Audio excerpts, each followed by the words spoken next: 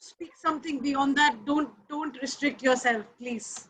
Okay, sure, certainly, yeah. That'll be great. Vivek, are you there? Vivek was so excited and he has prepared so many questions. Very bad the kid is not here. Vivek, okay. Ashwin, can you unmute him? He's here.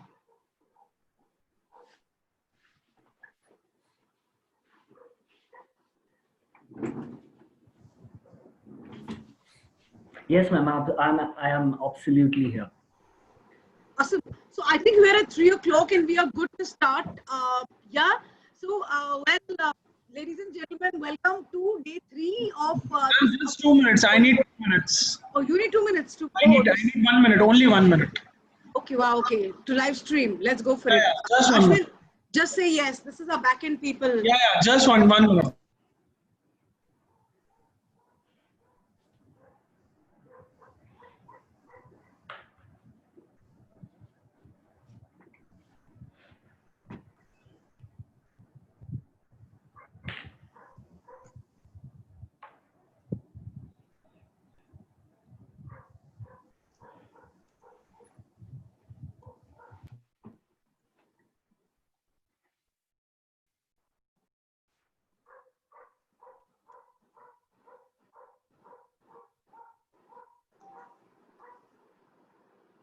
Dan, do you have a dog?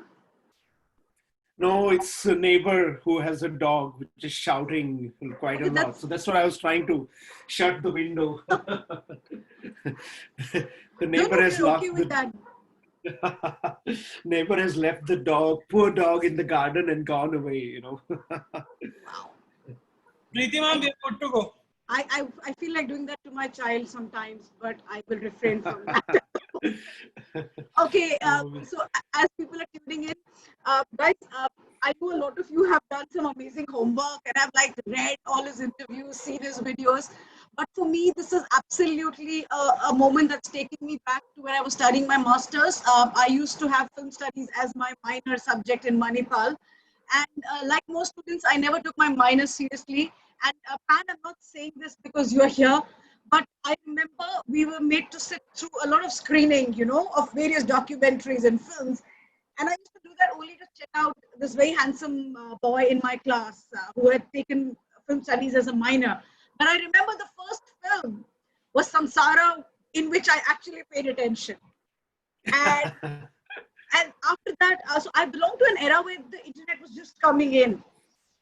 And after that, I think I've seen every documentary of yours, and I also started seeing other documentaries because I realized that it was amazing.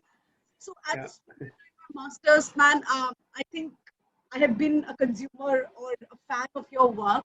So thank you so much for accepting this invitation and talking to our students. We would love to leave it open for questions because, as I said, many people are coming in from everywhere. Nalin is apna Gujarat no chokro, if I can say that. Yes. He's absolutely, also if I can use words like, a lot of you in the younger generation only know about the angry Indian goddesses, but Pan Nalin has been giving us visual treats even before your Instagram filters and all that came in place. So for us, he is absolutely at a level of someone who's brought a revolutionary change to the film industry. So Pan, before we start with the questions that Vivek is going to start with, there's a chota film, intro film that our students have made about you. So if I can cue just a quick intro. Ashwin, if you could play the film, and then we can get into the session. Wow, okay.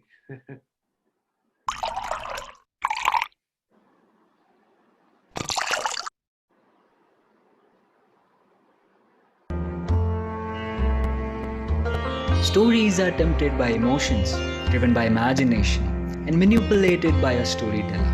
From seeking funds around the globe for his first feature film Samsara to making it a critical and commercial triumph worldwide, his journey is a paradigm of self-belief. Owing to his quest for uplifting and deeply moving stories, he has manifested the authenticity of the world through cinema.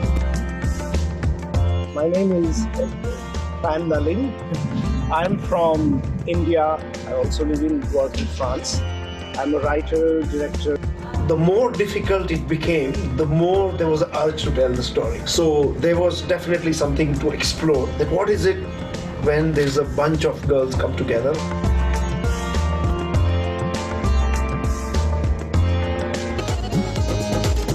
Madam खुला है तुम्हारा क्या?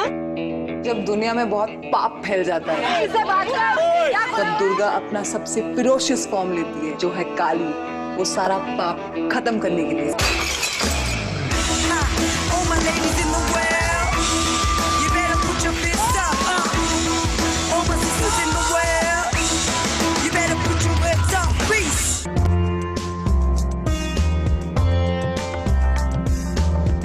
It's very rare to write a script, in a real location. Most of the time we are writing, sitting with our laptop in our room. And for me, writing is a very organic process. कहानी तो सब सुनाते हैं, चर्चा सच बताने की है। तू सच कुछ ऐसा बयां कर कि वो झूठ का बादल बारिशों सा गिर। तू कहानियां भी कुछ यूं पिरो के ला कि वो झूठ का कोहरा ओस सा गिर पड़े।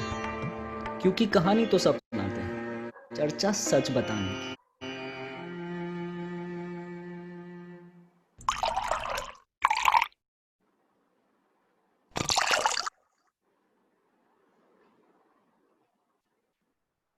That was a student attempt. Congratulations. It brought so many memories back. Thanks to the team, man. It's amazing. There are things which I have completely forgotten. They sort of came back live. No, and we hope to do that in our conversation today. But a huge round of applause, ladies and gentlemen, for Pan Nalin. Silent claps or whatever we've been doing since day one. But first question to you, Pan. What are you doing in Paris?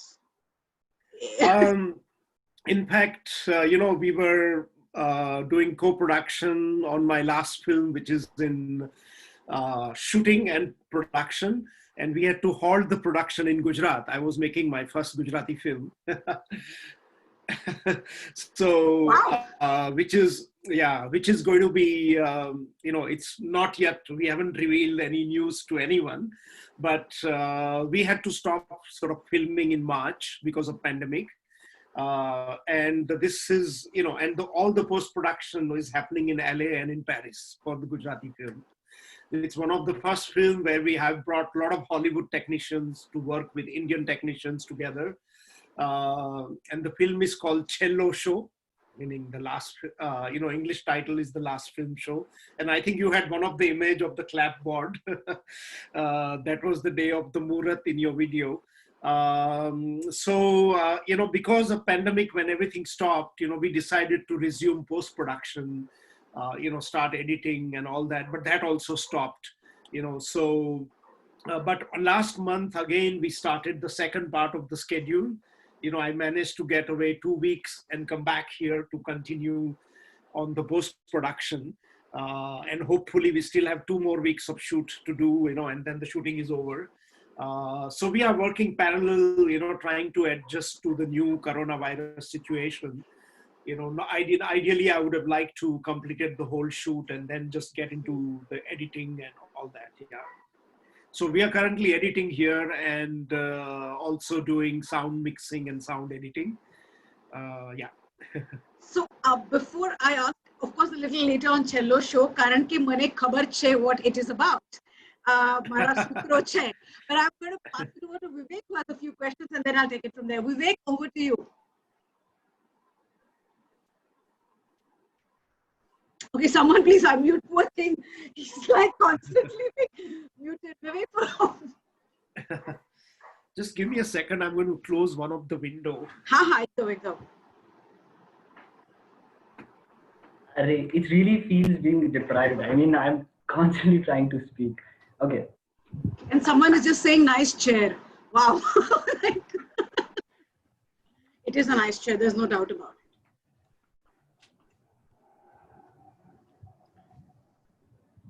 ये ऊपर खिड़की है ना मस्त खिड़की है. I was trying to block the dog's noise, Okay, let's hope we hear him less. Yeah, the neighbor is not there, so I can't be done. Yeah, okay, sorry to interrupt you. Let's go on. Yeah. Yes. Hello, Nalin sir. This is Vivek. Hi. First of all, I'm a really huge fan of your work. Thank you. For me, your journey is a venture of self-belief, and I would really like to know what is your interpretation of self-belief. Before you answer that question, I would really like to tell something about you. There is a song in Gujarati, and there is a very beautiful line from it, which says, "હું પાંખડ નથી, હું બીતેલી વસંત છું."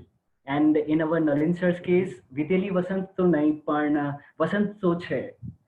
You know, every time blossoming with every project, right? So I just want to know what is your interpretation of self-belief? Self-belief. Right. Yeah.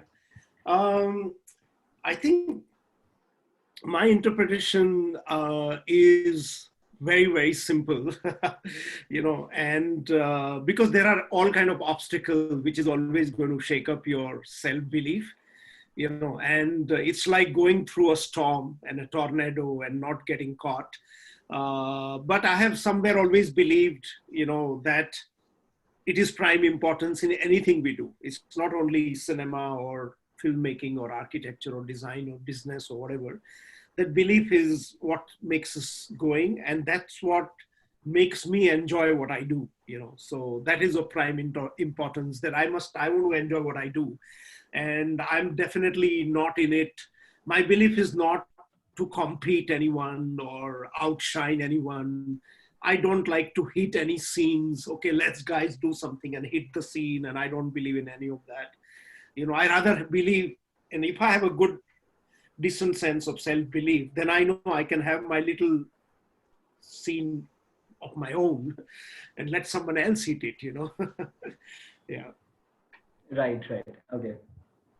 Am I allowed to ask one more question? Yes, Vivek, please go ahead. Sure. Yeah. Okay. So besides being imbued in storytelling and imagination, you're ripened by a spiritual upbringing, and that is quite reflective in your stories and in your characters. How does that influences your personal life? I think it influenced me quite a lot. I mean, you know, my parents could hardly read and write. You know, so that was, I think, blessing in disguise, because a lot of my storytelling came from oral traditions, you know, like we say in Gujarat, Kathiawad, you know, chora upar bhega thayne varta karo, meaning just get together at Nukkad and tell stories. And that was my upbringing, you know, listening a lot of stories from my mother and father. And I didn't know they were exceptional till I became much matured. And I realized that I was surrounded with educated people who went to universities, college, and read millions of books. And then there were my parents who read nothing, who could hardly sign their name. And how come the wisdom is of enormous level, you know, of understanding? And I was struck by that, you know. And so this kind of thing stayed with me. Like, just to give you a small incident, that I was very Nastik. In Gujarati, we say, I don't believe in God. And in a Gujarati family, in a remote Kathiawad, it's like the biggest crime you can commit, to say like, I don't believe in Bhagwan. Biggest crime anywhere, and not just in Kathiawad. So, you know, with my mother, we would have, you know, like nice meal, and, you know, we will keep arguing with brothers and sisters, and, you know, and my mother will always used to remain silent. And, you know, there was my sister, and we will be divided, believers and non-believers, and they don't believe in God. And, you know, when all the meal is over, and she was, of course, fantastic cook like my father. And the moment I would say, you know, once I remember he said, wow, it was delicious meal. And she just, while going up, she said only one line, do you believe in a cook? And she went away. So, you know, that kind of wisdom, you know I can't find anywhere, you know. And I realized these little incidents, you know, there were plenty, you know, and the whole idea of logic. So one was, of course, we have a religious upbringing, most of us, you know, across India. But somewhere, you know, my parents sort of embedded the spiritual quality as well, you know.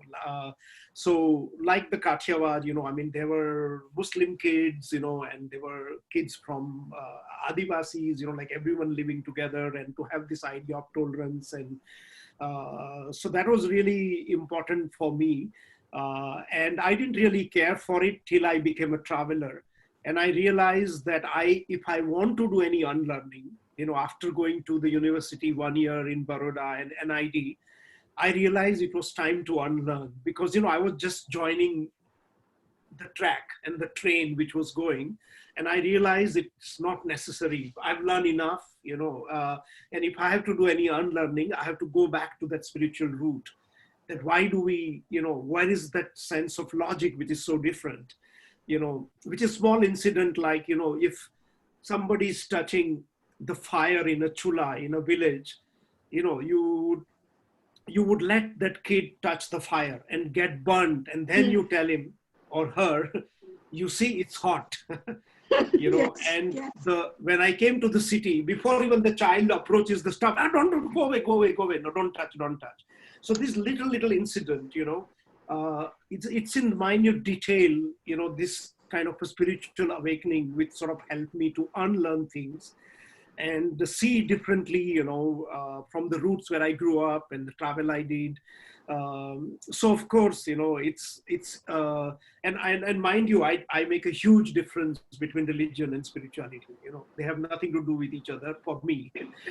Like some of the greatest spiritual people are not at all religious. So that's a second. That's a very big difference. And I realized that almost all the great stories in the world, as I'm a storyteller, can only survive if they had a spiritual core to it.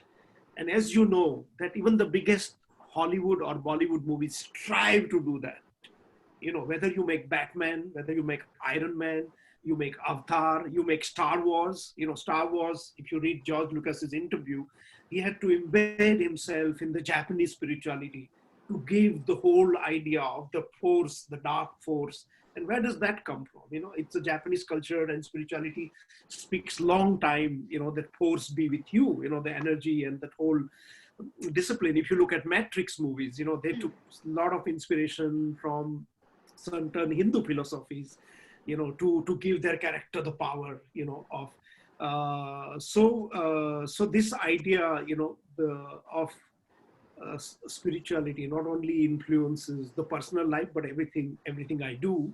And I see the signs everywhere. Sometimes people don't tell you, but there are so many examples when you really go deep and you have a personal meeting and, and you realize, there was a very famous movie called Legend of Beggar Vance, with Will Smith and Matt Damon. I don't know if any of you have seen it many years ago.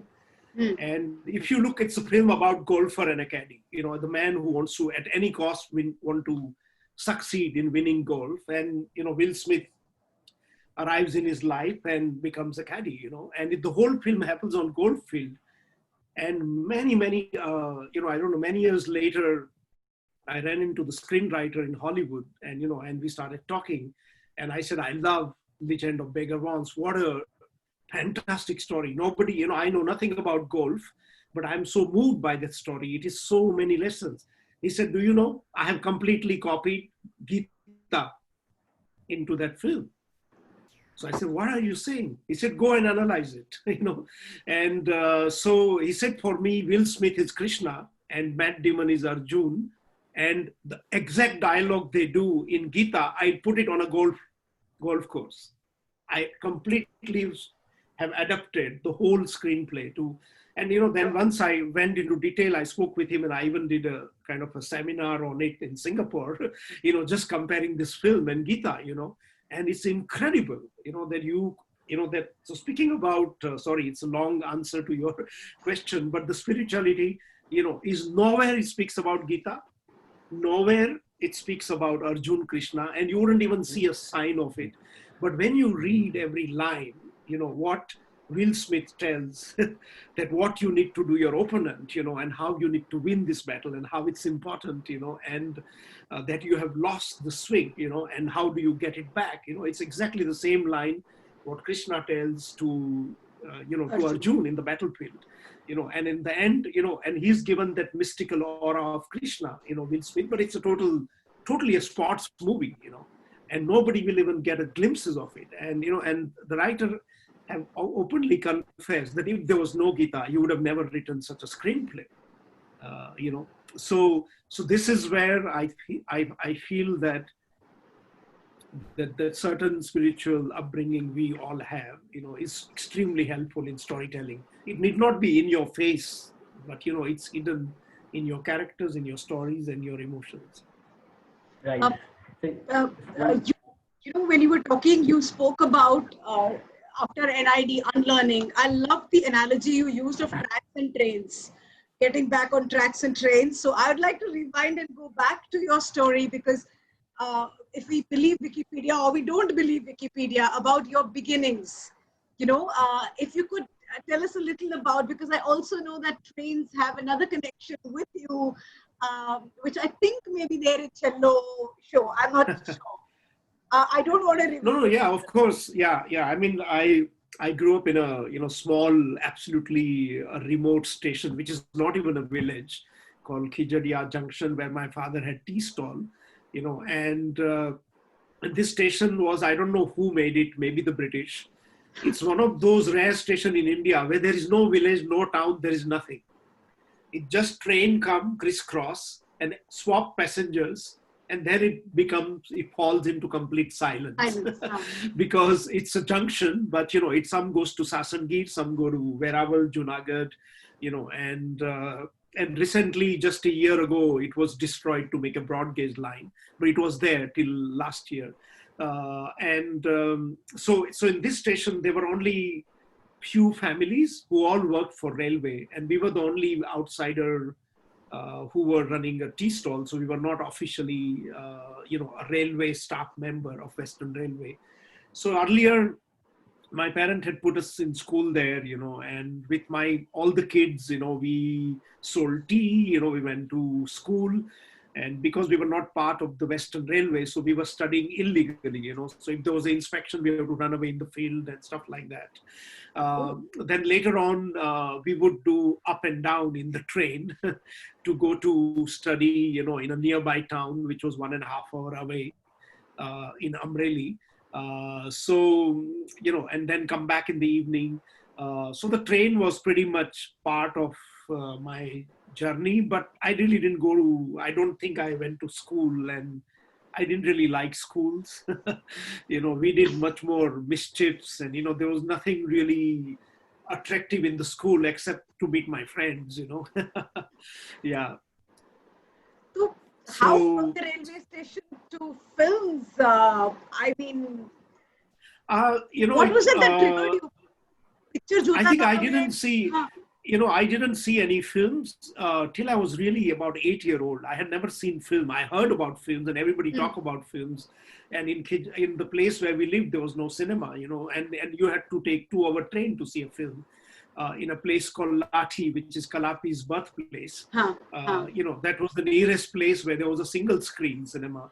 And people will come say, "Arey, abhi to ye Amitabh Bachchan ka picture aaya hai." You hear all these stories quite a lot, and but somehow there was no tendency, and my father had told me, "Oh, when you were very young, we had gone to see a film, So, but you don't remember." So I didn't really remember. And my parents wouldn't go to see cinema unless it was very religious, because morally, my father believed that cinema is really immoral profession. It's only for people who drink and people who like to watch women half naked. And he had all these kind of ideas earlier on.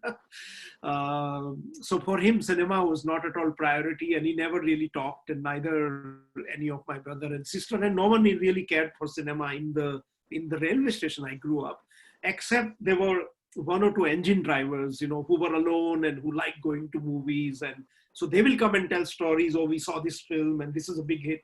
But we knew songs, we knew songs from the movie and all. So one day, there was a lot of activity, there were new shirts, and tailor was called in, and my father said, "Oh, we need to get ready because 4 days from now we are going to watch a film," And I said, "Oh, wow, why suddenly?" And so of course we all were over-decked up to watch a film, and people still do, even in that region now. As we were filming, we saw it. and we went to see a film, and it was called Jai Mahakali. It was a religious film, and and it had a huge sort of impact on me, and straight away, that night after the film got over at midnight, and we had to wait on the station till 2 a.m. to take the to come back to our village. I told my father that I want to become film. I didn't know that I want to make film. I didn't know that expression. I said, I want to become films. I want to, do something with film, like act, do whatever, and he said, this is the first and last, you're never going to talk about this, ever again. But besides that incident, which must have happened, I realized that some kind of cinema was already there in me, because with the kids, when the trains went away, we had nothing to do, and this place had nothing. There's no playground, nothing. So we used to roam railway tracks and collect matchboxes, Bacchus, because there were tons of Bacchus people used to throw, the smokers. And each Bacchus will have a different image, So we used to collect those Bacchus images and line them up and make stories, like line them up like a card, just take the images. So there will be like a Kisan Machis, and Siih Machis, and a hunter Machis, and a helicopter, and a princess, and we'll make up a story. Oh, Kisan went to hunt lion, and like we do storyboard in modern time. And then what we used to do is that the one kid will take like a play card, those matches, like 200 matching images, and mix it up and say, okay, now it's your turn. And you line up the order, and you have to make up the story, And so that suddenly, when I saw the film, I said, oh, this is like how we tell stories, and that's how sort of fascination kind of began with the images. And I started getting fascinated with the train windows, and with the other kids, I used to say, oh, this is like, like in the movie when they are traveling short, look, we can look here and it's traveling. And but one thing happened at the school, that when we were learning about pinhole camera, and so when we took the train back, these trains they're usually pretty empty, there's like not many people there. These are small meter gauge train, which is running till even now, the last of the meter gauge. So the compartment used to be quite empty. So me and my bunch of kids, we sort of came, and one day I remember we had a lot of black paper, our t-shirts, our jackets, we shut all the window, and we left one hole on one of the window to turn the entire wagon into a pinhole camera.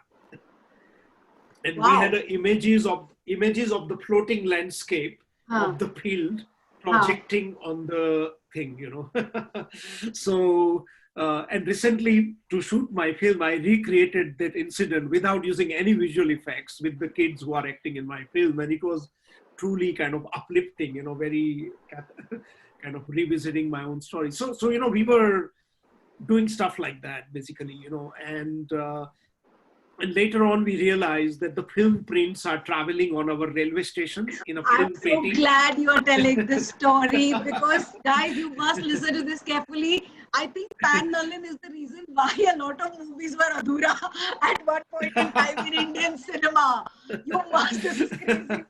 Yes. So we never knew that the films are traveling in this aluminum trunk till I saw the film, And I had befriended a projector operator by giving him my lunchbox and, whatever in the Galaxy Cinema there. And so, but when we saw the print, I said, oh, the prints are in this, and, and we sort of managed to break lock with kids, and there was 7, 8 jumbo reel, but we took one reel and used to run away in the peanuts and sugarcane field and lie down and open the whole reel and watch, and that became an obsession that, we were able to see all kind of scenes, because after that I never went back to cinema except watching it like that. And we realized we have to figure out a way to project these images, whether it's stills, and, that became a big mission. And how do we project this film? And most of our Jugadu hack job came only from railway, because that was our playground. as we used to go in school and up and down. So, you know, we used to steal light bulb from the railway, you know, bogie, steal the mirror from the toilet, you know, Wow. and have the sun ray reflecting into the light bulb. And light bulb, when you remove the inside filament and fill it with water, it becomes a lens, you know. And you put a film strip upside down behind, and it will project on a wall, you know, with the sunlight. So this was kind of you know, a lot of naive child's play, like of thing, playing with light and film, and you know, and of course we got into big trouble when the cops landed up, and we realized that a lot of cinema hall in Rajkot and Bhavnagar were complaining that sometimes they have a song missing of a famous film, or sometimes they have a climax missing, you know, and what's going on, you know, and there was a police investigation, and I had to spend a couple of days in the remand home, you know, for kids. Cops put me there, and anyway, that's but that was a pure obsession of cinema, you know, that I knew that I had to tell stories, and I never had since that day any doubt that I wanted to do anything else. This is such a crazy story. And I mean, when I was told this by a few friends of mine in Ahmedabad, I'm like, nah, hoy. Because they when they work, and they were like, ये अलग-अलग reel चोरी करते थे, you know, from like एक picture से एक गाना होता था, एक में एक विलन के मारने का सीन होता था, and he used to make a story out of it, like with bulbs and you know. Yeah, because we didn't want it to get caught. So if there are 8 reels, it's better to smartly take 1 reel, and we used to seal it back so nobody will know that we have stolen it, you know. And and the reels were anyway heavy, you know. So Yeah. 20 minutes each will contain about 20 minutes of film. But yeah. No, that's brilliant. Vivek, you have any questions, or we can do a little bit of Samsara? Yes, we can do a little bit of Samsara. Okay, so I'm just going to give you a 1-minute breather break while we play the promo of Samsara, and we have a quick Samsara related questions. I will also take the questions that are on the side because they're related to Samsara at the moment, if that's okay. So Ashwin, can you play the trailer? Samsara? Ashwin है कि निकल गया?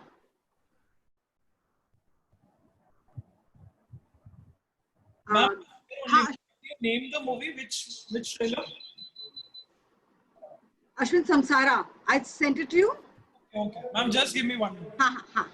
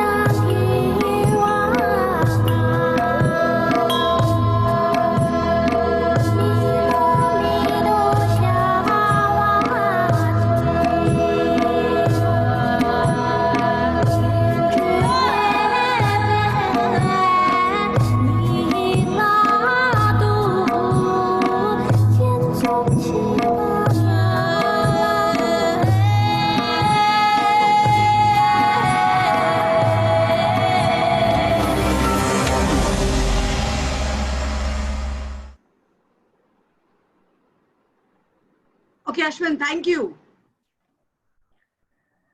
Yep, so before we take questions, Pan, that was your first film feature, right? If I'm not wrong, again, is this connection bad, or am I? Can you guys hear me? Yeah, no? Yes, ma'am. We can hear you. Oh, hi.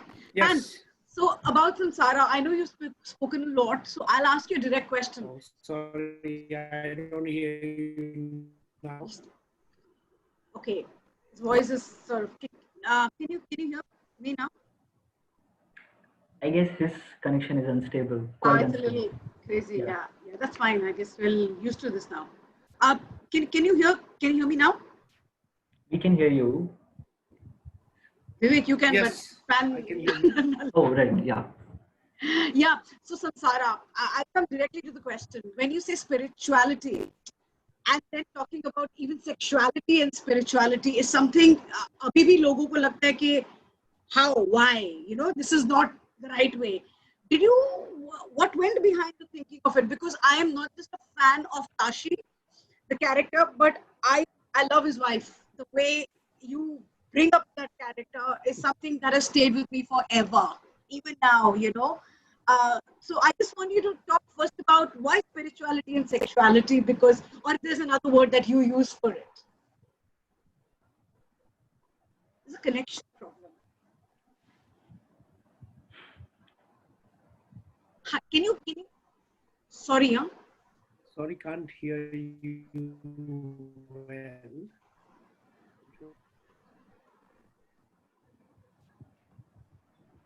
Sorry, guys, while we get panned back, do start typing your questions here.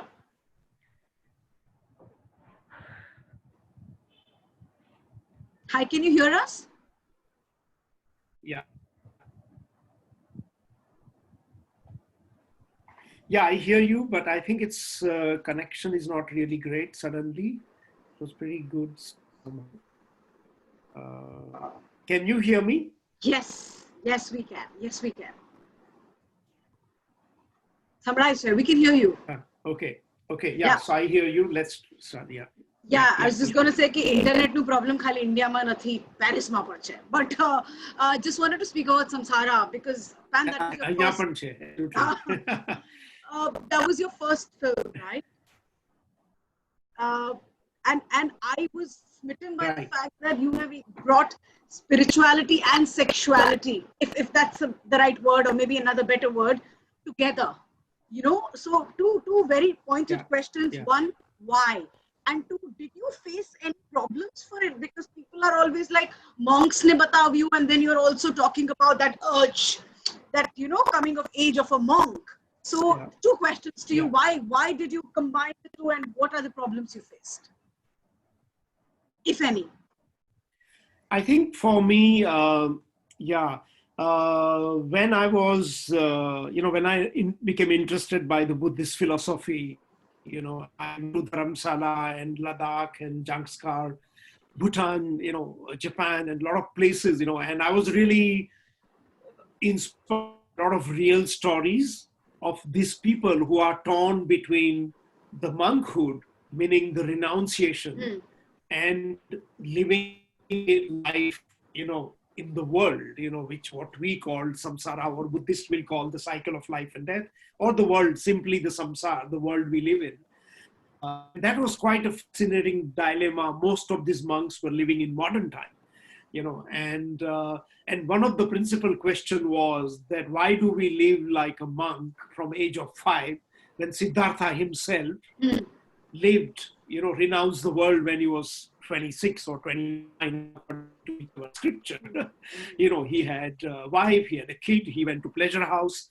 So how do we know that the renunciation or his enlightenment, what we call nirvana, was only because of that, or also because of what he lived? So what he lived as a prince.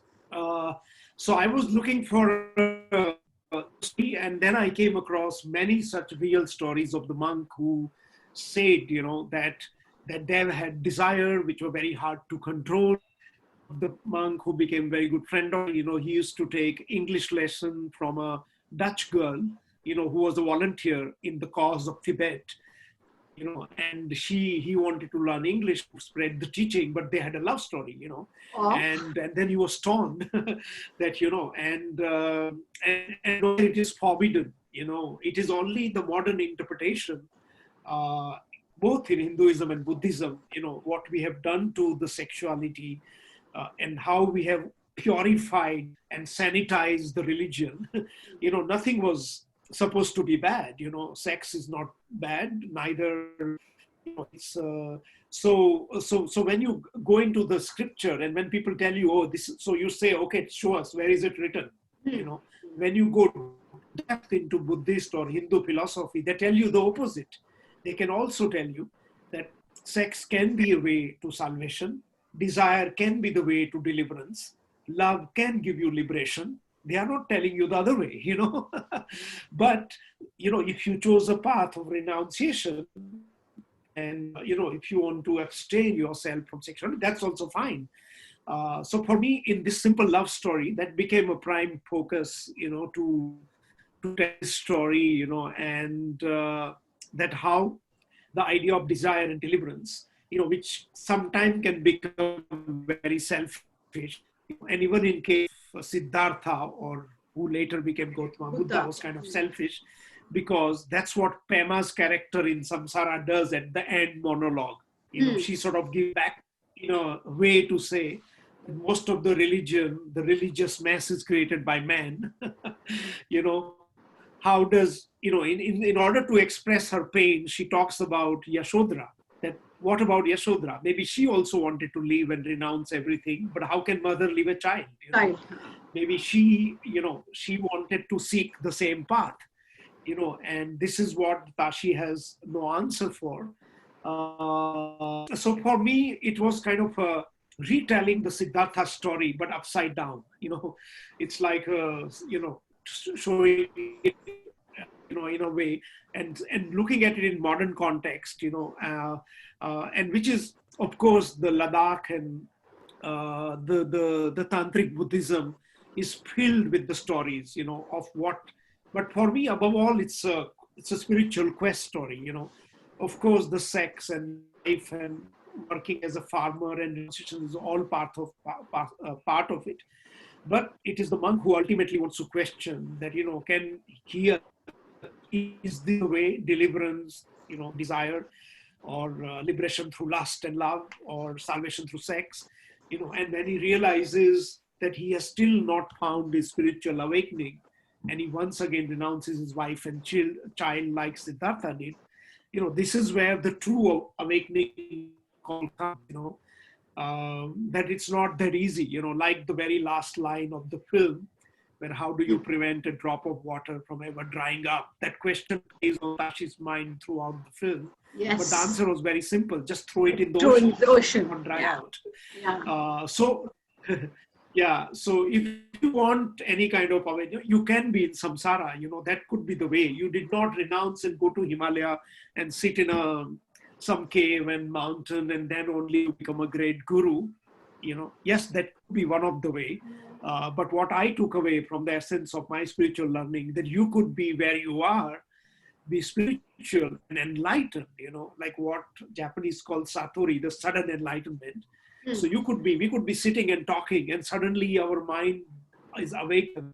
We can have the moment of enlightenment right now, here and now, and these are all old concepts, there's nothing new, Tatgat, the here and now concept, So it's basically about becoming aware and awake in whatever you do, and so for me, Samsara, I wanted to put that in a very multi-layer storytelling. The people who doesn't know anything about Buddhism or spirituality, they shouldn't worry, because they should be able to watch it as a simple love story. There's a monk who loves with a farmer girl, and he leaves his monastery, and he realizes, and he starts living the real world, but he realizes he's not even there. There are so many temptation and desire. Maybe he should go back to the monastery, and continue his quest for awakening or spirituality, but that doesn't go well. But if you go into the deeper layer, there are all these layers about Tantric Buddhist kind of philosophy, the reincarnation, the cycle of life and death, the way the samsara is. So, that's what I sort of enjoyed, the multi-layered storytelling. That, some people, you need not be Buddhist to enjoy the film. You can watch it as a simple love story. Before we take, I give it to Vivek to take one question related to Samsara. My favorite part also was when I thought the movie was ending. When Tashi is going and the sun is setting, I had no idea that his wife is going to be back again, to deliver the monologue. So that was a twist, because I don't want to do a spoiler alert, because as you guys are going to be doing your papers in the beginning, Samsara is a film that I hope we can watch together, though we're not going to be on campus. But it's very essential, because that's when I felt And of course, when we come to the segments on angry Indian goddesses, we'd love to talk about women and how you have shown them. But that point where Prema delivers her monologue is, I think, one of the most powerful pieces we have seen. And also, just to let you know, Sandhya, thank you so much for that. Sandhya saying Samsara has crossed over US $36 million, and till date, guys, it remains the highest grossing Indian independent film ever. So, Pan, you've not just been a pioneer, Gujarati na hisab thi kamai pan sari thai chai, as they say. So, that is something that is commendable. But Nitish, it's over to you to pick up some questions related to Samsara and questions on spirituality and sexuality that are there. Yeah, that's really true. Yeah.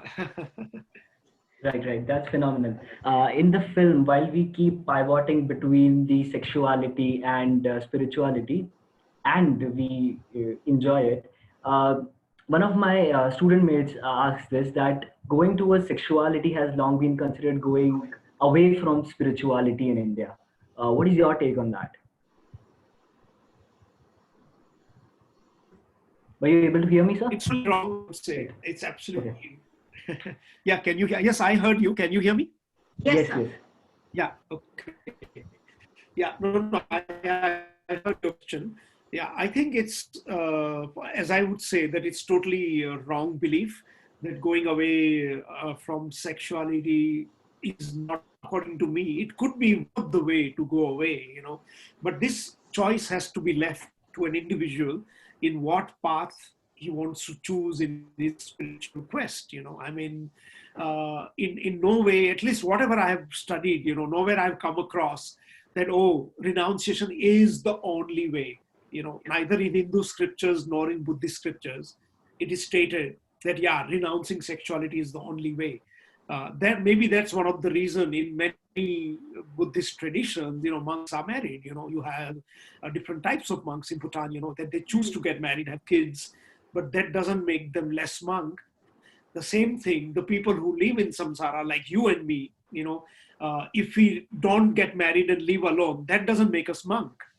So we might live in our own hermitage, so that's, so I do feel that, at least whatever I've studied, the kind of people I've met across India and the world and some of the great masters, no one has given me kind of an evidence that, this is going to be against, if you indulge in sex. On the contrary, I have found all the examples are on the contrary, be it Khajuraho or, Kama Sutra, or the talking about love and sexuality and yin and yang, the Shakti and Shiva Shakti and, the masculine and feminine force from the Shiv Puran, and, everything tells you the opposite, that the universe can only exist if there are opposing forces of masculine and feminine.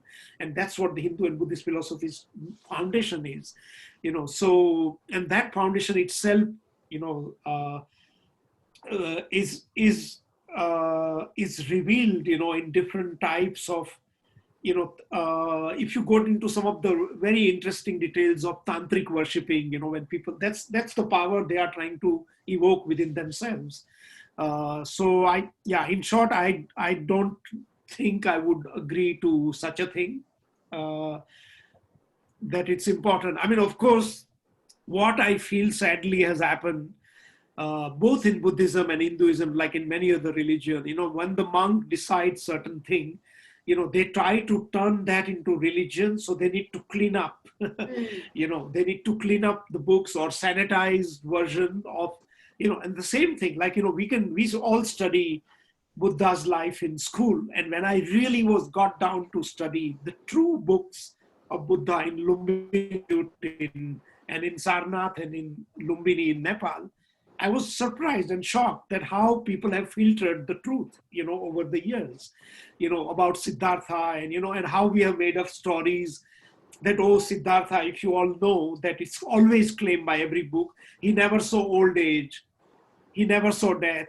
till he was 26. That's really bullshit, because it's nowhere written that his father did that. His father never did that. He saw everything. It is what is written in the scripture is that he was blinded by that. He was immune to the watching death because he was so much indulging in pleasure and friends that he didn't see the dead people. Even though he came across, he wouldn't see an old person. Like we are all today, immune to bomb exploding and terrorism and people dying and war, and we are immune, we are immune to poverty in India. So if you look at the heart of the Siddhartha story, nowhere it says Siddhartha's father made, and it's in every textbook around the world, from Japan to China to Vietnam to Thailand to India. Oh, Prince Siddhartha, then he went on a chariot with Chana, and first time in his life he saw a dead body, No, he saw, meaning he saw it, he finally saw it. He was watching it all his life. And in fact, in one of the incidents, he lost one of his close friends. He died in his arm when he was 14-year-old. So he saw death when he was 14, So what I feel is that this is a systemic sanitization of our scriptures, and which is being done often by the priest, to make us believe that, okay, this should be, oh, you should renounce the sexuality, or you shouldn't look at, and none of us, we all have kind of forgotten to question, okay, yes, fine, but where does it come from? And you won't find answer. This is not Googleable. I realized over the years that this was not Googleable. The Buddha's life, I can't Google. So I went, I literally walked in order to write my screenplay on life of Buddha. I walked from where he was born to where he died, twice. It took me 4 years. But I realized that this is how, if just in one story it took 4 years to realize where the truth can be hidden, imagine all the other stories we sort of filter around, all kind of characters. So when you look at certain books, again, these things are removed. You get into the Ayurveda, it's the same thing, The 70% of book no one wants to talk about, which is about prevention. It's about food habit. Today you can ask across India, not one Indian can answer you, why do we put curry patta in curry? So Mommy that's told how me. we have become immune. Yeah. And no one knows, they can tell you about Ayurveda massage and I do yoga 15 times. And, so we have, and you Google, you won't find the answer. You don't find the answer. That why do we give certain, so I think this is a very deeper question, for everyone, and especially all of you today, to ask in everything you do, whatever discipline you take, that you really have to question the knowledge being given to you by internet, by your own Karnavati University. You have to question. That will only make your university a better place, and they might dislike you, they might throw you out. I was thrown out of twice of NID. I was a rebel, but they took me back. But in the end, it all turned out nice. They realized, oh, fuck, man, you told us something. It was right. Sorry about that. But, but it took them 12 years to recognize certain argument. But this is the subject anyway. Of course, I can go on talking about it for days.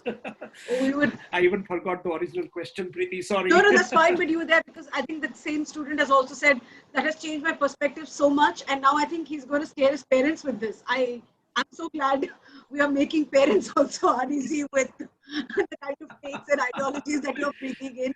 But Vivek, you want to take Ira's question before we go to Angry Indian Goddesses and then to documentaries? Yes, ma'am, sure, absolutely. Yeah. While one interpretation of spirituality is about searching within oneself, so how can we elude from our own sexuality, right?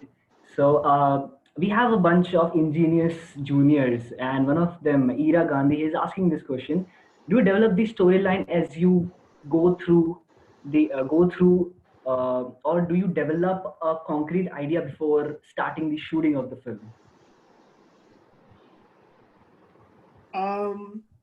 I think, every story is different. For me, certain stories are very organic. I don't flow any book to cinema, or I want I first let the story to breathe. I let the character of those story to breathe. When I say breathe, meaning I'd like to live with those characters before I write, or before I write any idea about it. So if I have to take a film like Angry Indian Goddesses, of course I'm a man. It's very hard to imagine what women will do. So I needed women co-writers, to write the film. But I still have to imagine that, okay, if whatever my colleagues are telling me as a co-writer, what will she be doing? If she is such a person going to work in a city, what's happening? So I let the characters leave with me, and then I try to watch people around me who might look like that character. So that gives me inspiration from real life, the way they walk, the way they talk. Do they wear makeup or not makeup or whatever? So I think every time it's very different. If the film is inspired from reality, and then I try to put them in a kind of a form, what I call heartbeat sheet, which is not a screenplay, meaning it's something which I have probably, I don't know if anyone does that, but it's for me own. That, every time I watch the movies I have liked, I always see, how many times my heart has skipped the beat, while watching the film, and, and how many times it has touched me. So if I want to make a film, I want that heartbeat sheet planned out well, that, okay, this is the story coming from heart. And then I can fill it up, around and make a structure out of it. And then depending on the story, some story need absolute detailed screenplay. Like in case of Valley of Flowers and Samsara, where everything was written A to Z, every frame was storyboarded, because that was the demand of the story. In case of Angry Indian Goddesses, lot was improvised, lot of improvisation, meaning we only wrote half the script, and there was a very long process to how to bring authenticity to this story, to these characters, to the urban women, women in urban India. And I never, so I think it's not I would say each story has a different approach to write and to come to a conclusion. But in case of, for example, Samsara or Valley of Flowers, or more recently, I did a New Zealand film, Beyond the Known World, we didn't improvise. There was very little room to improvise because everything was written. So then you just work with cinematographic language and, and work and do preparation accordingly. In films like Angry Indian Goddesses was, I would say, completely the opposite. The treatment was opposite. I'm writing right now an action film where, again, it's very different, where everything is going to be written. It will be just planned and precisely programmed. But I think it's always better to find soul of the story rather than idea, and then impose your technique on it. Because that's what I have against many of these script writing workshop and books, because they tell you one formula for everything and it does not work. You cannot make the Batman and Spider-Man the way you make Hum Dil De Chuke Sanam, Wow. So you cannot apply those, you cannot apply those theories, there's no one general thing. It's just like there is no one medicine to treat one individual by just one type of dose. No, but I think, and that's why, Pan, there's a student of mine who's written that I feel what separates him from other commercial filmmakers is you look at films as stories and not just as a search for a target audience. Like typically ads and most Kejo films do. You're targeting towards an audience. This is his comment. It's a student from semester 3 who's saying that he thinks your movies separate you because you're focusing more on the stories, which I think is I would completely agree with you, Vishruth. We're coming to our next segment, which we call Goddesses Ko Gussa Kyun Aata Hai. We would like to spend a little time on the Angry Indian Goddesses. So before I show the trailer, and who is a goddess according to you? Sorry? Who is a goddess? Who is a goddess? Oh, goddess, anyone with Shakti. It could be even man too. I'm so glad. So guys, I'm going to quickly play the trailer and then we get into some details of the movie. Thank you, Ashwin. ये ladies toilet में मुझे इतनी line क्यों होती है यार? क्या करें? गाइस, जेंट्स टॉयलेट खाली है, चलो.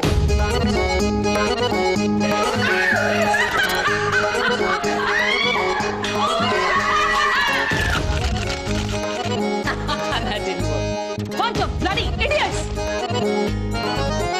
साड़ी पहन के आई है यार. Come on, Ravi likes it so well. बहुत अच्छा बजाता है, गिटार भी अच्छा बजाता है, मुझे भी बहुत अच्छा बजाता है. More sexy, more sexy. Do you think you have been cast for your acting talent? Why are you acting? Why have I been cast then? You have been cast for this.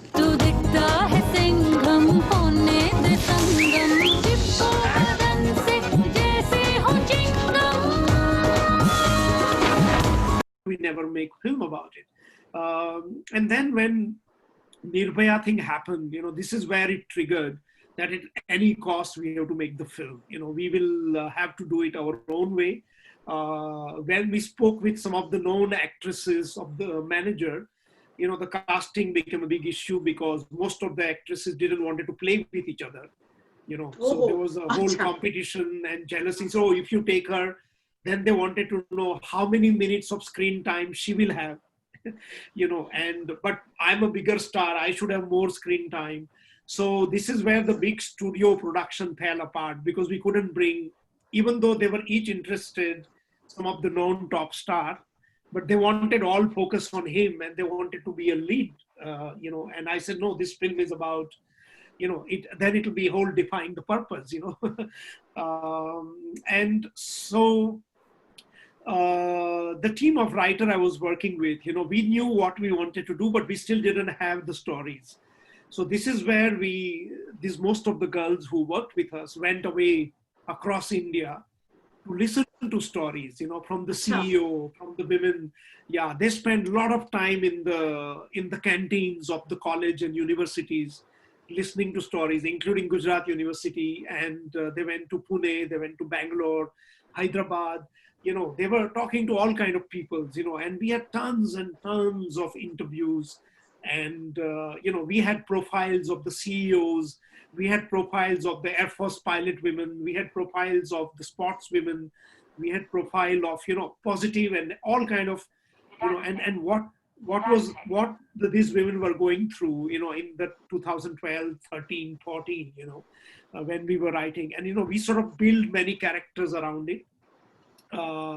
And then, as I said, I needed women co-writer, and I realized that because this film is so free-spirited, we shouldn't write down everything. We should do casting in such a way that the actors also must contribute because they are living the same life as we are. So the audition was a very long process. We saw about 800 girls, with Dilip Shankar, and then later, they were just given very small half-page synopsis. And we told them that we will not tell you what the detailed film is about, but we wanted to see if they can do improv, if they can take the characters further.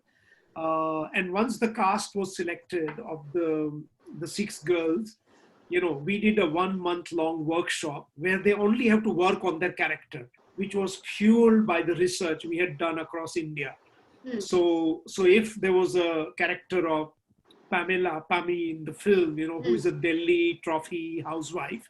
So we have many videos, of what these wives do and what they go through, and they go to Delhi club for the tea, then they go to the yoga teacher, then the gym, and then the back, and then the driver, and what is their life. And they all have great degrees, but they are not working because husband is working and frustration has set in, so they were able to build their own character. And they were told to only focus on character, not on the story at all. They were, and once they built their character, we had written parallel emotional scenes, which means in one scene, if suppose 2 characters fight in the actual film, we had written another similar scene, which they had to rehearse. So all the actors were given scene only on the day of the shoot, what they will have to do. Right. Yeah, so there was always a constant surprise for them. They didn't know where the film is going to go. They did not know about the end. They did not know.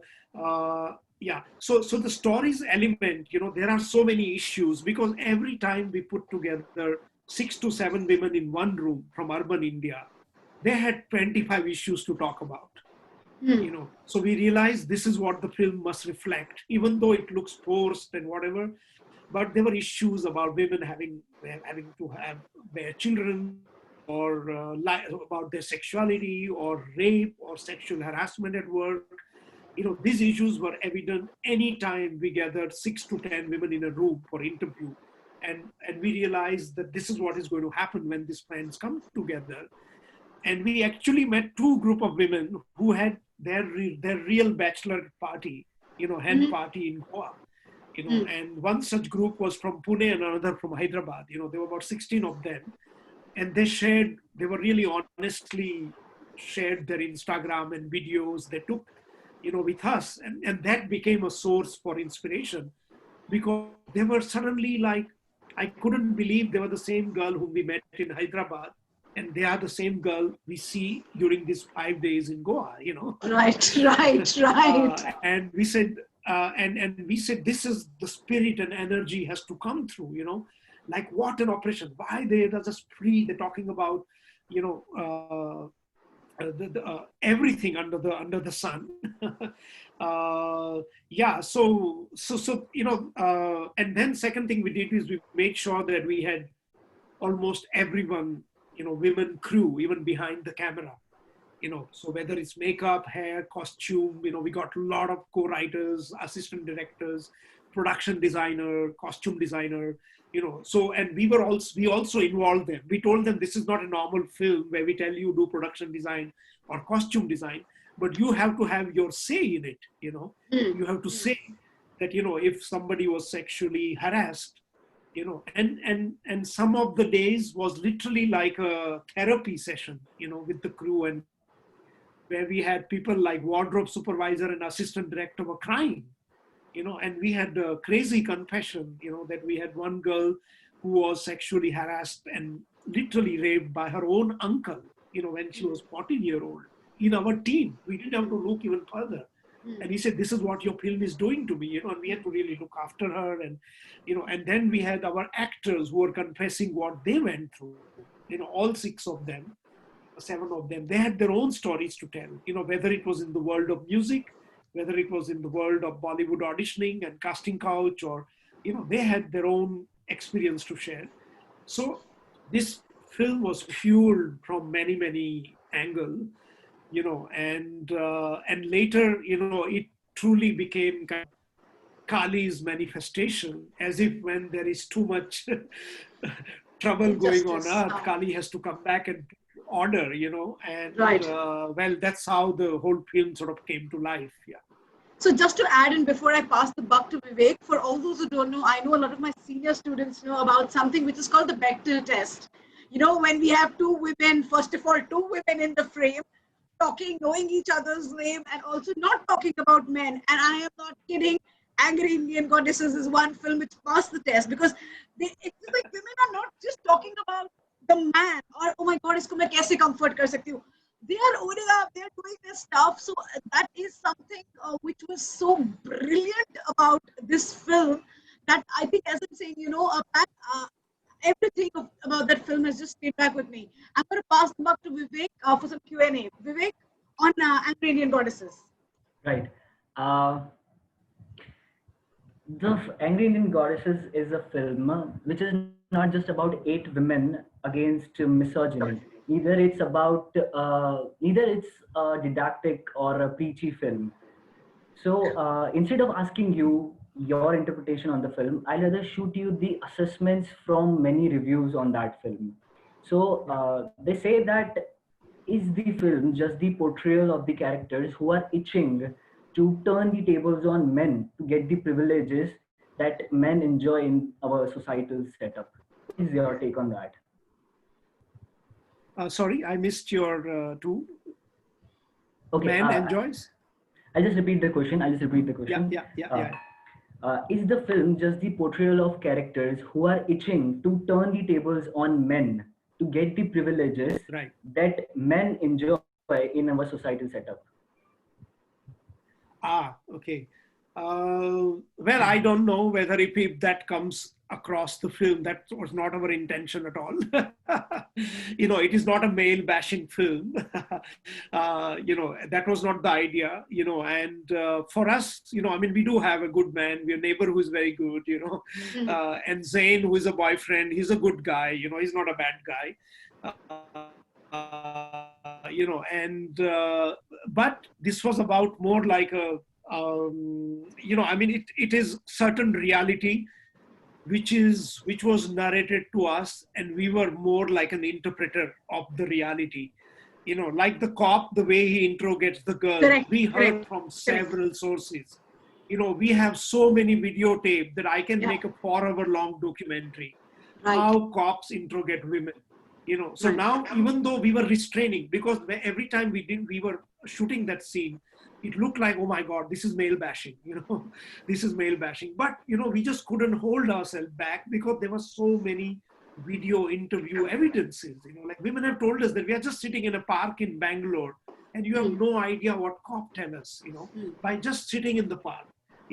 One woman was just driving a moped at 9 p.m. back home, and her home happens to be in a narrow gully, and that evening the electricity went out and she was stopped by the cop, and everything she narrated to us, we were just, that without even electricity, what is this girl doing, and she was wearing a pant, on a moped, and the way cop humiliated, never, first time in her life at the age of 18 or 19, she felt at what country am I living in? Till then, she said, I never realized, what happening to me. So we had so many incidents that we realized, okay, now we have to have this women voice, as I said, that we allowed actresses to improvise, we allowed the crew member to improvise, and we put in our research, the way it is. So for me, it was not even to make a feminist film, it was not. It was about, that few people in a small incident, when they come together, who happen to be women from modern urban India, what do they talk about and what can happen to them, whether we'll be feminist or whether we'll bash male, because this was, and that's why we need to remain as authentic as possible to the character, the way they look. It was very tough to convince an Indian actor not to wear makeup in a film. I don't think I've seen in any, or to show pimple in close up, they are just touched upon later on. And we convince them that this is the power, let the sweat be in. If you see on a film on a big screen, you will see that you will never see Sarah Jane Diaz, who was Miss India, playing with Abhishek Bachchan, and people didn't recognize her. Because they have 4 layers of. So we pushed that reality, and we told them, if you are sweating, don't call makeup person to Deb. You sweat on screen, and so that's what we were sort of striving for. So I'm, of course, and when we made this film, we knew we'll be criticized many. It is not, wouldn't say we didn't know. We will be criticized for packing up many issues. We will be criticized for a lot of other things. So, but we, in a way, we really didn't care. We thought we have to do in what we believe in, and we have to just go ahead and do what we believe in seems to feel right. And that moment, it did feel right. No, but it is absolutely brilliant, because as I keep saying, this is also, a movie which talks about so many things. As you said, coming together of women and dealing with topics, issues, situations in the best possible way. It reminded me of a movie called Question of Silence, which I had to see as a student. I don't know, you must have seen it, Pan. It's like, 3 women in the courtroom. It's just a courtroom-based film, and they end up killing the sales guy because उसने एक लड़की के साथ dressing room में उसका rape किया होता है. And it's such a powerful film because they don't show it, but it hits you. It hits you very hard. So, I was reminded of that. Before we open the questions, Pat, the mystery behind your name. Why Pat Nalin? Sorry, like...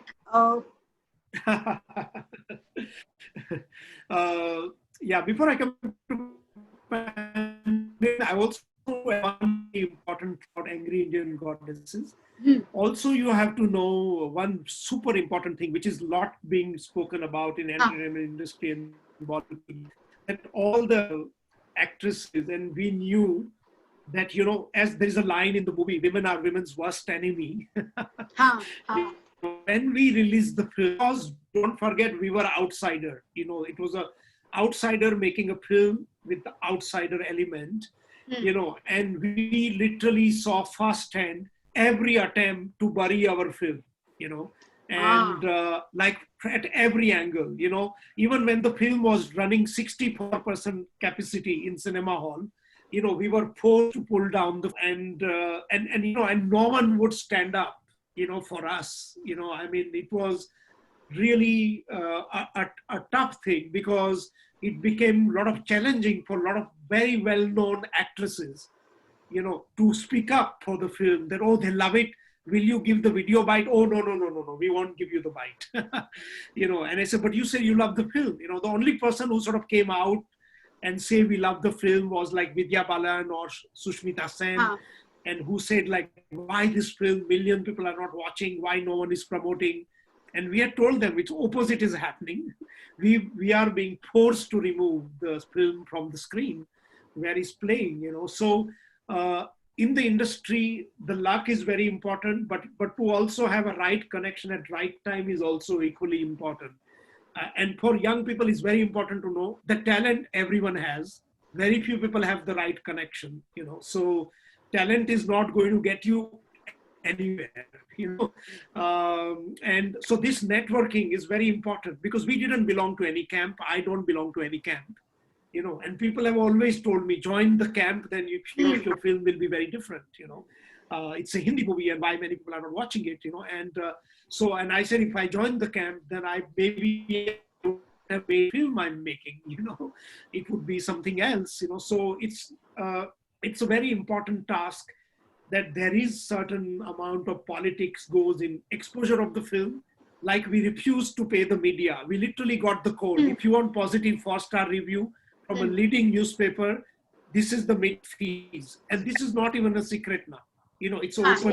It's called MediaNet. You can Google it. And so, but we said, why you?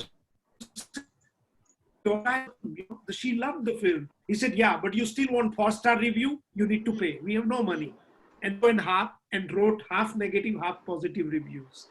So I was really saddened by this practice, and more so our actresses, who gave so much for the film, because it was an independent venture. It wasn't produced by studio, a lot of people, but luckily we had international release, and the most of the team said like, okay, let's go abroad.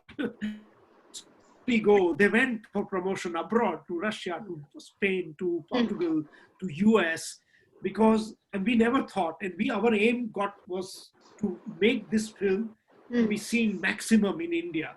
And I brought them back, and I said, look, you need to go to every university campus and go and see where people are calling you. So this is some of the individual screening happened in Bangalore and Pune and Ahmedabad, including Ahmedabad. Like the girls went to Rajkot, the people called them to Rajkot and said, because this is an amazing film, because the cinema hall had pulled it down, but we still want to see it, So this is another struggle.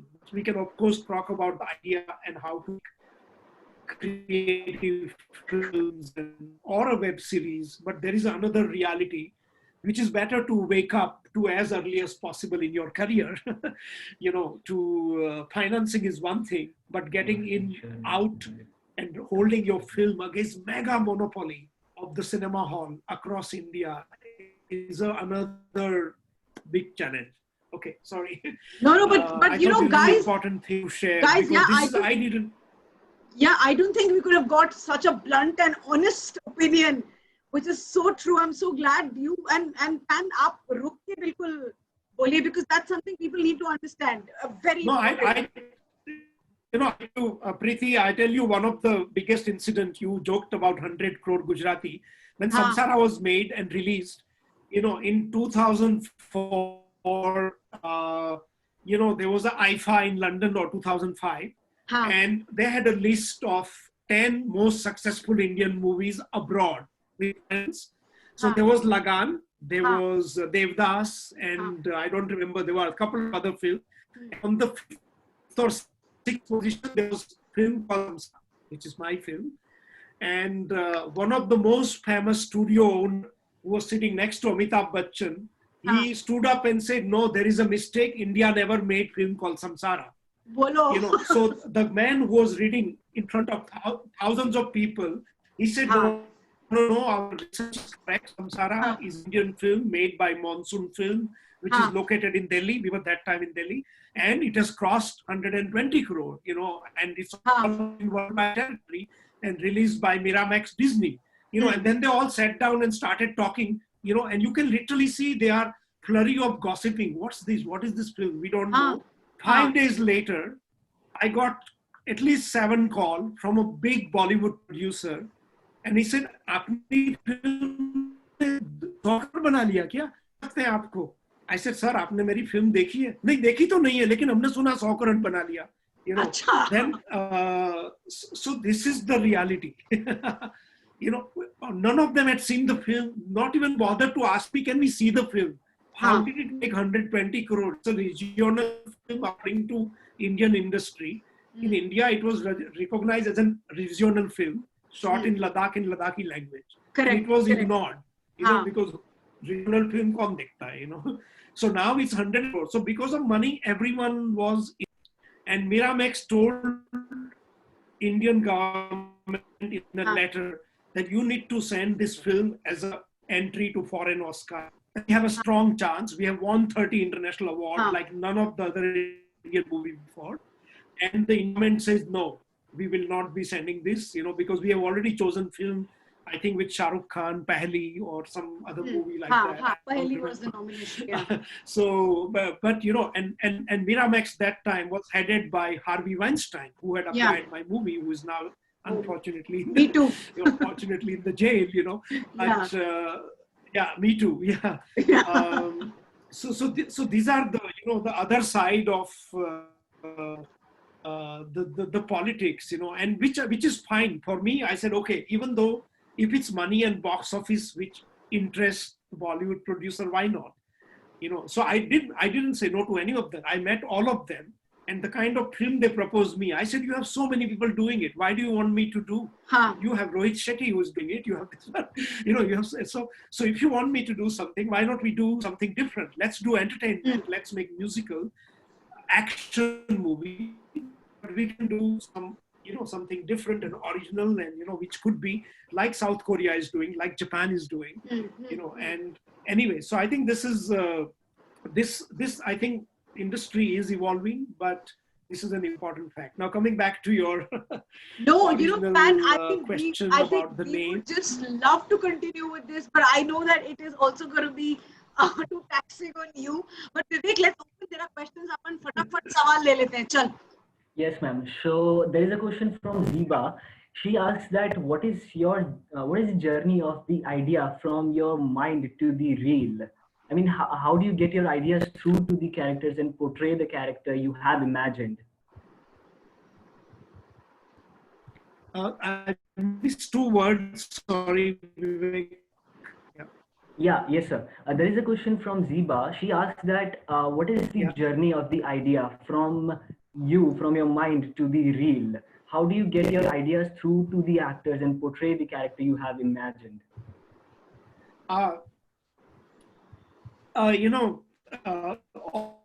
Organic is the word. It's constantly evolving, because the idea is in itself is not enough. So when as I said, that once I write a character, I prefer to sort of try and live with this character, and very often in my daily life, I ask questions. So suppose I'm working on a character called Vivek or Preeti, I would ask, when I wake up, when I'm having tea, okay, what would this character do today? Because it's raining and there was an explosion in Beirut. How would my character will react to this? And that very often helps me. How would my character called Preeti will react to that? So I'm constantly putting my character in a real situation, even though my film might be happening in the historical time or in the future or science fiction. For me, it's very important that from my idea, what is the world view of my character? That is always very important. If I'm going on a restaurant and look at the menu, sometimes I drift away for 3 minutes or so, and friends wonder, what happened to you? Are you lost? No, because I'm thinking, oh, if my friend is in this restaurant, what Thai food would she order? You know, or my character, what would she order? You know, and if there is an announcement of Donald Trump or Russia saying, oh, we invented the vaccine for coronavirus, what would my antagonist will react? So I'm constantly searching for their worldview. When I say worldview, what is their view on the politics? What is their view on social life? What is their view on the world we live in? You know, and that makes me understand them better. You know, and this process all the way keeps happening till I'm filming, and it never ends.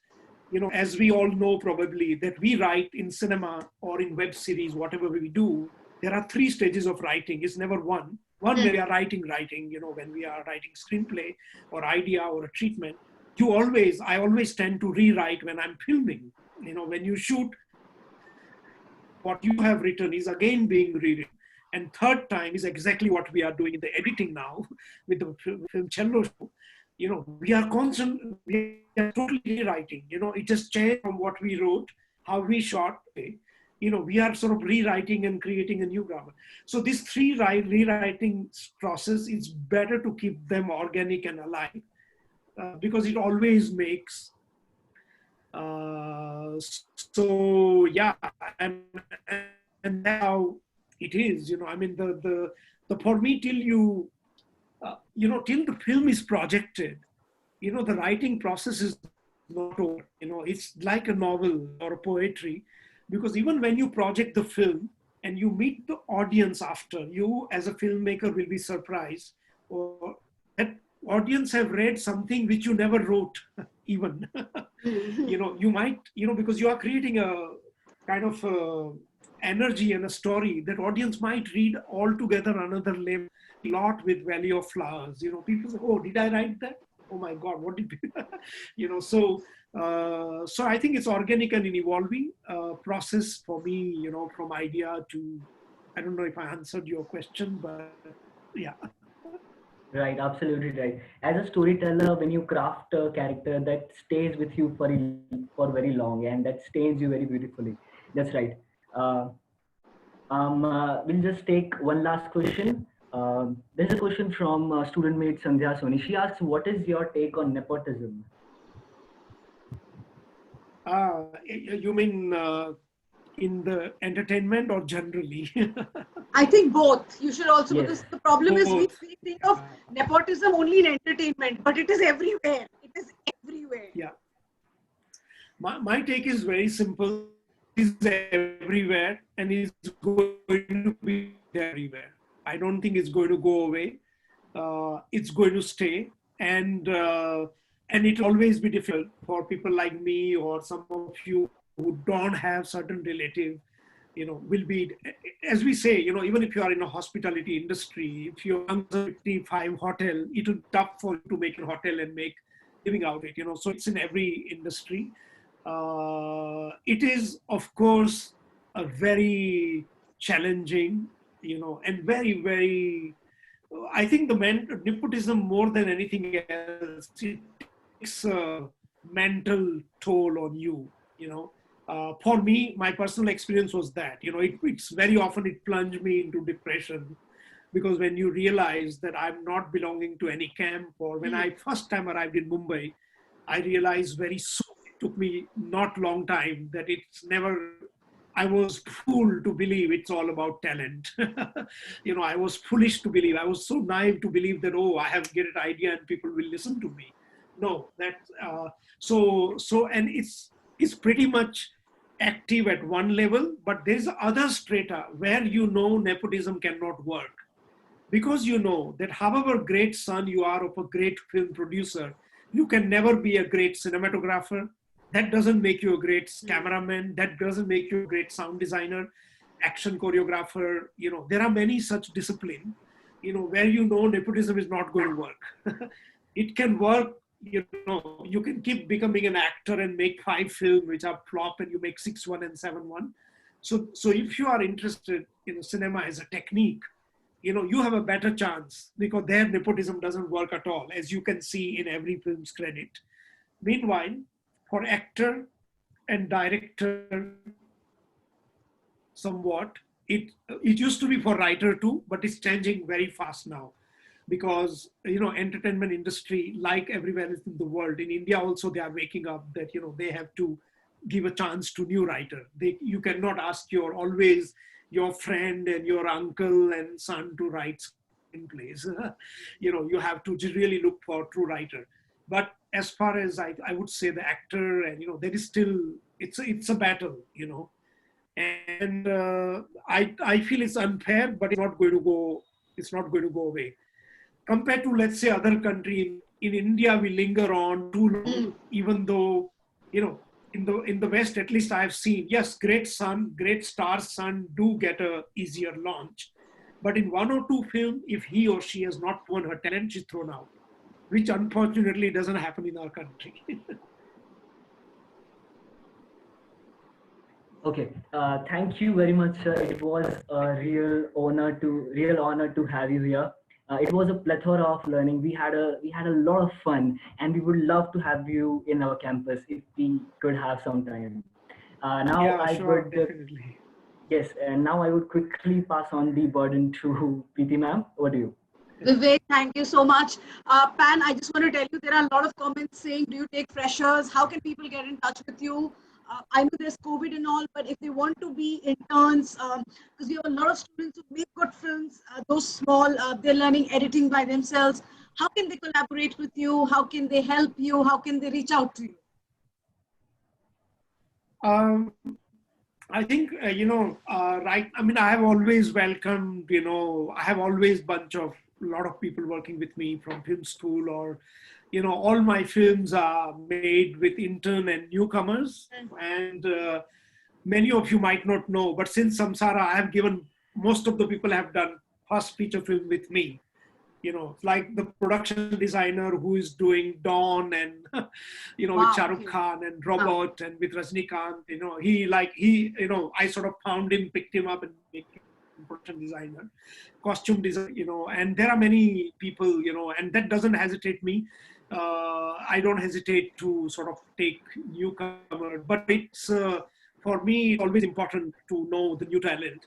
Like just now also on the last film show, because I was doing it in Gujarat, and I really reached out to people who were interested in cinema in Kathiawad and Gujarat. And we have a lot of new first timers, there's a first time line producer, first time, art director. A lot of people are doing the first movies, so, but there was enough kind of a discussion, and exchange, which unfortunately everything has changed right now due to, this pandemic situation. So I don't know how it will get resumed. But there is a page called Monsoon Films, on Facebook. There is also, I think the best way would be, because most of people sort of reach out to me through there. And then, of course, it's very hard to do. There are just far too many people, wanting to, it's hard to read everyone's profile and hard to meet everyone. But what I do is, whenever there's a time, I go and take people. For example, let's take Angry Indian Goddesses. When I arrived there, I went into all my social media people and friends and email who were writing to me from Goa, because we were filming in Goa and they wanted to work with me. So, we have a lot of Goan who worked on the film. We took the whole team from Goa and most of them started as intern and worked their way up as we were filming. And some of them have already made 2 or 3 feature films. Exactly the same thing I did during the cello show. I took a team from Gujarat. Ladakh, I did the same thing. I took a lot of Ladakhi team. So sometimes, if I'm coming to your region, and I rather have someone who knows the region well, because now there are a lot of talented people across India. When I did film in Northeast, I took people from Nagaland and Manipur. So you can definitely write on, Monsoon Films, and share. I can also give you an email ID here where you can send your profile.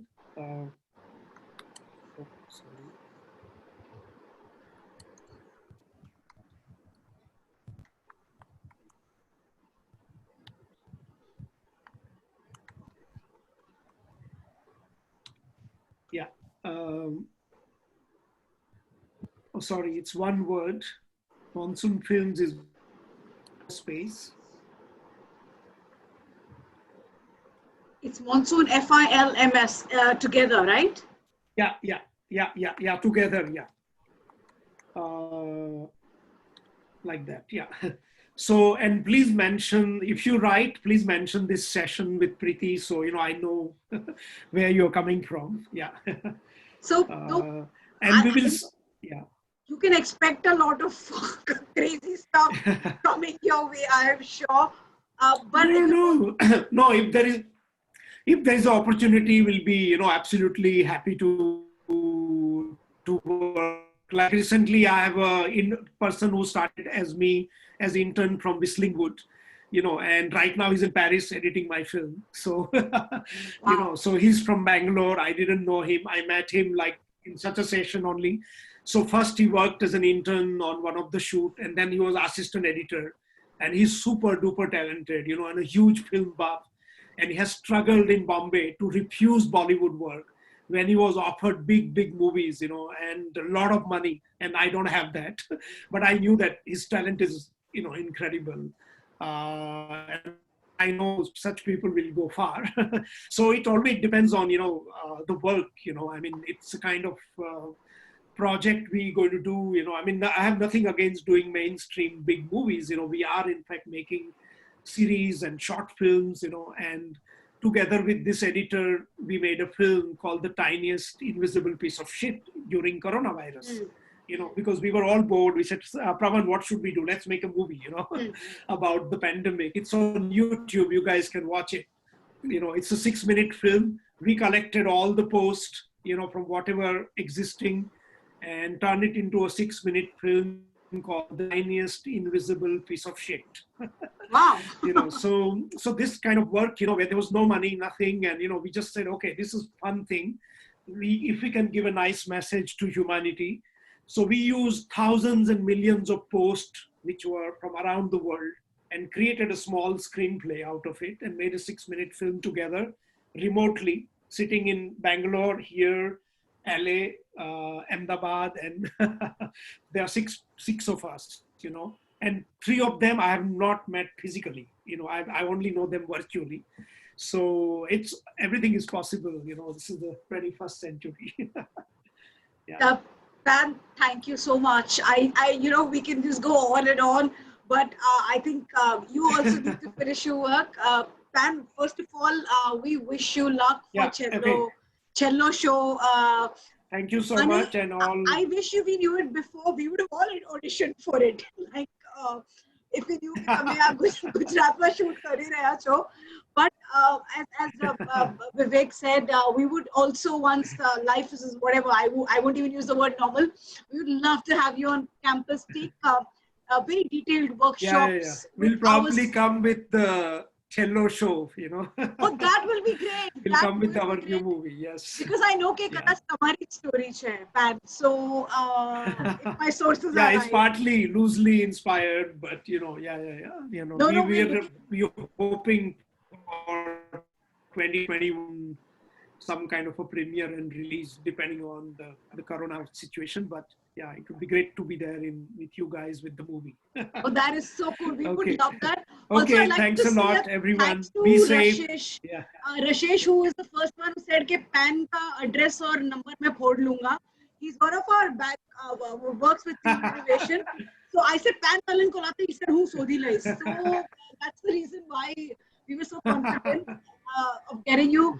And you are such a grounded and humble person. It has been an honor to have you with us today for the batch that is starting its college life. I'm happy. I hope, as far as I inspire, I'm hoping. I hope I haven't confused anyone. Oh, confusion is great. That's okay. That's also good. But no maja, guys. Thank you so much. Sir. Thank you so much. Thank you so much. Okay. You take good care. Bye-bye. Okay, bye. Thank you. Bye. Thank you. Bye. So guys, that was the amazing PAN Nalin all the way from Paris. Just to tell you guys, tomorrow we meet again at 9:30. Vivek, thank you for co-hosting such an amazing show. Thank you to you, ma'am, for giving me this wonderful opportunity. This is overwhelming. anything to see you smile. I couldn't see your chin low today. So guys, just to tell you, feel free to reach out to Pan Nalin. He's absolutely an approachable guy because I have a story idea for a film and I'm going to set it right now. Like, I'm so excited about this. So, yeah, thank you for all those who've been so patient. Kal apan milte hain 9:30 ko. We have amazing sessions tomorrow, but Kal, of course, is the young guy from Patal Lok, the writer of Patal Lok, Queer and Trapped. हार्दिक मेहता अपने बड़ौदा का लड़का है लेकिन बहुत कमाल का writer है.